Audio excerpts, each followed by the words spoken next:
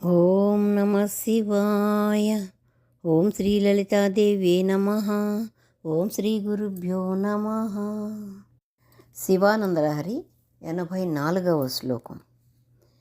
శివ తవ పరిచర్యా సన్నిధానాయ గౌర్యా భవా మమ గుణాధుర్యాం బుద్ధికన్యాం ప్రదాస్యే సకల భువన బంధో సచ్చిదానంద సింధో సదయ హృదయ గేహే సర్వదా సంవసత్వం.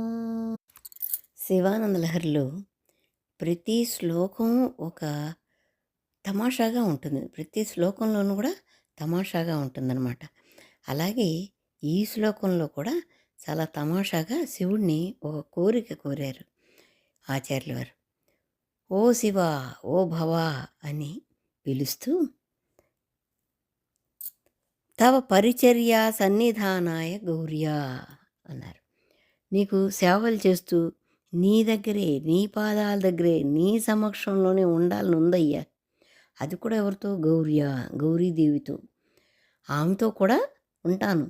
ఆమె నీకు చేసే సపర్యల్లో నేను కూడా పంచుకుంటాను స్వామి. మరి అలా నీతో ఉండాలి అంటే మరి నాకేముండాలి?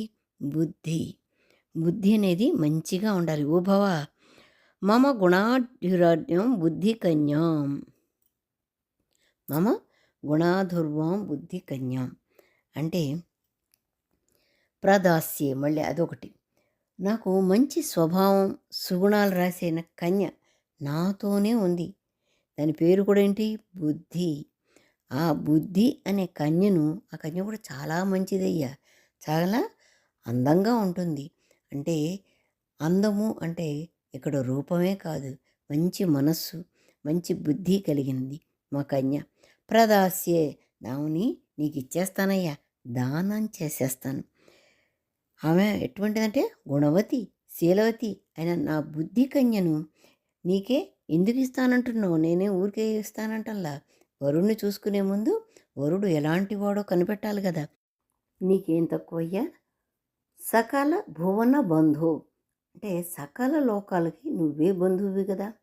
సచ్చిదానంద సింధు, ఆనందం, మహా ఆనందం, సముద్రం వంటిది.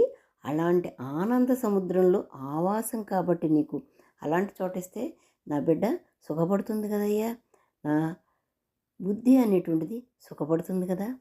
సదయ, దయామయుడు కాబట్టి త్వం నీవు హృదయ గేహే సర్వత సంవస, నా హృదయం అనే గృహంలో ఎప్పుడూ నివసించు.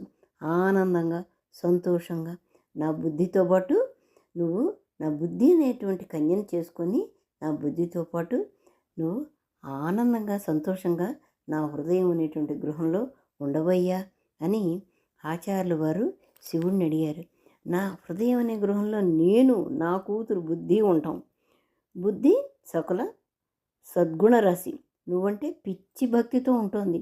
నీవు లేకపోతే తానే లేనంటోంది. సరే, నీవు మాత్రం తక్కువ వాడివి కాదు కాబట్టి, అంటే వరుణ్ణి ఎన్నుకునే ముందు అతని బుద్ధి ఎలాంటిది, ఆయన పరిస్థితి ఎలాంటిది అనుకున్నట్టుగా నేను కూడా నిన్ను చూశాను కదయ్యా. నువ్వు కూడా తక్కువ వాడివి కాదు కాబట్టి నా బుద్ధి అనే సద్గుణ కన్యను నీకు దానం చేస్తాను, కన్యాదానం చేస్తాను. గౌరీదేవితో పాటుగా నేను కూడా నా కూతురితో పాటు నీ చరణాలు అర్చించుకుంటూ ఉండిపోతాను. అంటే బుద్ధితో పాటు నేను కూడా నా బుద్ధి అనేటువంటి దానితో పాటు నా మనస్సు, నా బుద్ధి అన్నీ కూడా నీకే అర్పించుకుంటాను. గౌరీదేవితో పాటు నీకు కూడా సేవలు చేస్తూ ఉంటాను అని చాలా చమత్కారంగా చెప్పారు. చాలా బాగుంది ఈ శ్లోకం.